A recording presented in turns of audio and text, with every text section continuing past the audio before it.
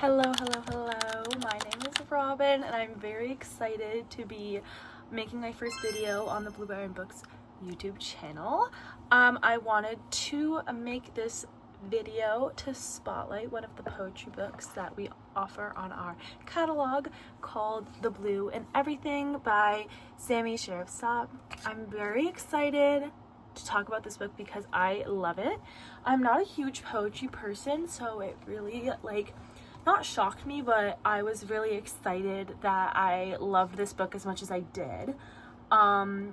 First off, the cover is very interesting. Obviously, we have some sort of trouble happening, but I think it's very interesting how the main person in this scene has their head completely blacked out. This is a bunch of poems and lyrics written by the author while creating Samy Sharif, which is another artistic medium that this author uses. I just love the cover, so I just wanted to showcase that. But basically it's full of different pictures and poems and lyrics that kind of inspired the UO universe, which is what this author has been creating. Yeah, this is very interesting. I also think it's very cool how a lot of the poems and lyrics in this book are written by the author directed towards his hypothetical future son or daughter, and the poems and stuff are meant to be kind of consumed together with the lyrics and the music that he has created. So yes, there are so many poems in here that I love, but I do really want to showcase the titular poem, The Blue and Everything, which I will read aloud for everybody here. Or sorry, it's titled On the Blue and Everything, my apologies. So, if you were Christ on the cross, if you were Muhammad and his holy word, if you were the Virgin Mary and her gleaming light, if you were a Saudi prince that fell in love with Rihanna, if you were Prince Diana's limo driver, if you were a virgin, if you were a suburban stepmother with a husband that definitely doesn't fuck his interns, if you were the son of a diplomat that moved from Istanbul to Cognac to Marseille through your good years whilst loving good girls from good families with good salaries and good morals, if you were a pilot flying over Hiroshima, with a general's orders and a conscience you never felt particularly tied to, if you were a president's daughter with beautiful legs in magazines, if you were a sunflower that a poet found, if you were a school teacher that taught cursive on monkey bars, if you were a templated inspirational Facebook quote, if you were that your 6th grade crush dropped like a dumbbell on your shoes, if you were a street dog in Kathmandu choking on your last crooked bone, if you were all the debt in the world, if you were a bar fight with coal miners longing for a liver, if you were a Tinjara whore covered in blisters and malaise, if you were an aborted fetus that only ever knew the truest silence of sleep, if you were truly your idea of yourself, you will have known the blue and everything, as well as the next sorry soul that ended up on history's torn out pages, filed in a cabinet, in an office, in a dive bar, on a quiet street between whatever flavor of hell you prefer and Neverland. Goodness. Sorry I stumbled on my words there, but I just love that poem. It's like the second one in the book after an enlarged image of the cover, the dedication page, and then we have a letter written by the author, signed Love Dad. So this is where it comes in about the hypothetical daughter or son, and then we have open-ended like a U, which I love as a first blank page, very inspiring. But yes, this is the poem. I just love all of the themes of religion and grief, as well as family, and all of those very interesting topics within this poetry book. I also would like to show some of the pictures that I find quite inspiring or interesting.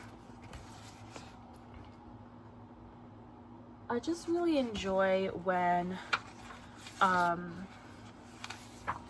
authors include pictures and things in poetry books, because I think that it really adds to the poems on the page, but also just in general.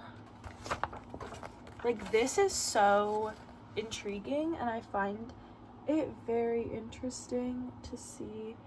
Like, that is very, like, shocking, you know? And the fact that it is, like, the last page before the book is finished also is really impactful for me, because it really leaves you, after you finish the book, like, with a sense of shock, and helps you, like, really ruminate in your thoughts after you finish reading.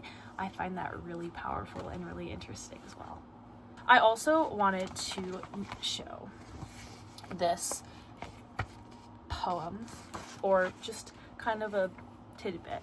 Sonny, better if you know her middle name, which I find as kind of like advice a father is giving his son about his son's future partner, maybe. Like, you better know her middle name, or you better know, like, specific intimate things about her. So it's just very interesting, like, to read intimate details about a person's life or their inner thoughts and not know them or know all of their thoughts and feelings and stuff. And it's interesting to see inside of them and, like, what they're thinking about, if that makes sense. I also wanted to read a second poem that I quite like, called Don't Think of an Apple. It's on page 29 and 30. This what it looks like. It's a little bit longer than that last one, so I'll read it aloud and then talk about it, obviously. Remember what wind felt like in the morning in Nepal, where people would pray like mountains and focus the day around feeding each other and moving closer to an afterlife. So real you could taste it in the fruit. Don't think of an apple. Remember what fire felt in a hotel room that you couldn't afford. She was all American and Big Sur and dressed in red. Don't think of an apple. Remember what it felt like when you peeled her skin off and she peeled your skin off, and you looked like Rothko and she looked like an idea you had, and she felt judged because you judged her, all Atlantic blue, and she said she would never forgive you for those eyes, and she wanted her skin back, but you kept peeling. Don't think of an apple.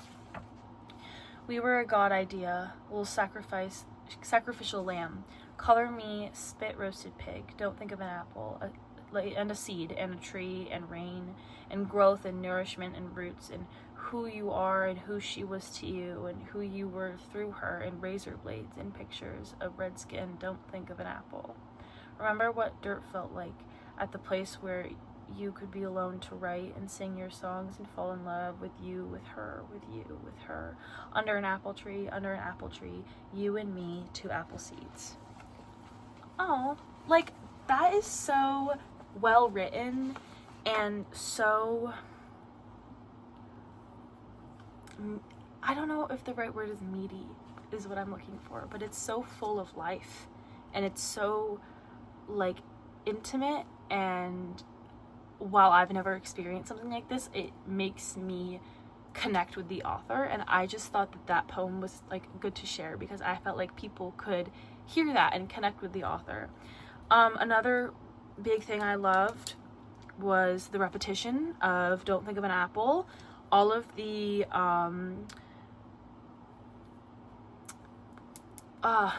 on the tip of my tongue.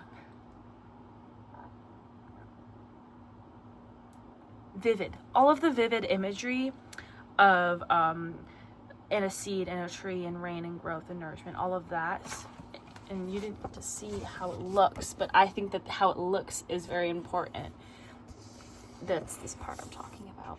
And then Don't Think of an Apple is always indented, if you can see, until we get to 2 apple seeds.